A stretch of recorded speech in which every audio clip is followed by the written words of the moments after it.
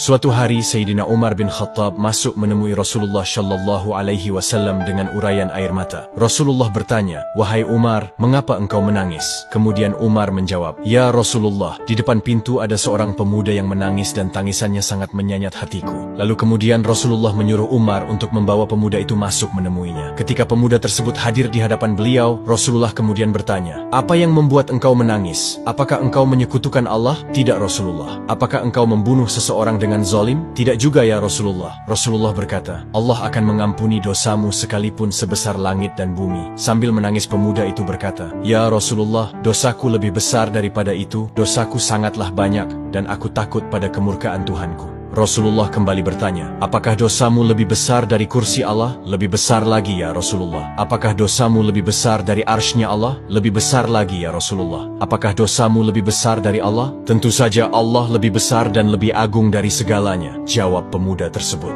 "Ya Rasulullah, aku adalah orang yang suka membongkar kuburan, dan sudah 7 tahun lamanya aku melakukan ini. Suatu ketika ada anak perempuan, Ansyar, yang meninggal dunia. Usai ia dimakamkan, aku membongkar kuburannya dan melucuti kain kafannya. Setan telah berhasil menggodaku sampai aku menyetubuhinya. Setelah itu aku meninggalkannya begitu saja. Namun mayat itu seolah-olah hidup kembali dan berkata, 'Tidakkah engkau takut kepada hukumannya kelak di akhirat? Engkau telah meninggalkanku dalam kondisi telanjang dan junub.'" Mendengar cerita tersebut, Rasulullah berdiri dan berkata, "Wahai fasik, enyahlah dari hadapanku. Tidak ada balasan yang pantas bagimu selain neraka." Pemuda itu keluar dari hadapan Nabi sambil menangis penuh penyesalan dan kecewa luar biasa. Ia berjalan menuju padang pasir tanpa makan dan minum bahkan tidur. Selama 7 hari, hari-harinya hanya diliputi dengan tangisan penyesalan. Hingga pemuda itu jatuh tersungkur tanpa tenaga. Ia berdoa, "Ya Tuhanku, aku adalah hamba-Mu yang berdosa. Aku datang kepada utusan-Mu agar bisa menolongku. Akan tetapi aku diusir dari hadapannya. Hari ini, aku datang kepadamu agar engkau mengampuniku dengan kasih-Mu. Namun jika engkau tidak mengampuniku, kirimkanlah api dan bakarlah diriku selagi aku masih hidup di dunia ini sebelum engkau membakarku di akhirat kelak." Tidak lama kemudian malaikat Jibril datang menemui Rasulullah dan berkata, "Wahai Muhammad, Allah menyampaikan salam kepadamu." Dan Allah bertanya, "Apakah engkau yang menciptakan makhluk?" Beliau menjawab, "Allah yang menciptakan diriku dan semua makhluk." "Apakah engkau yang memberikan rezeki kepada mereka?" "Tidak, hanya Allah yang mampu memberikan rezeki kepada makhluknya." "Apakah engkau yang menerima tobat mereka, atau engkau yang menghukum mereka atas dosa-dosa mereka?" "Maha suci Allah yang maha memberi pengampunan."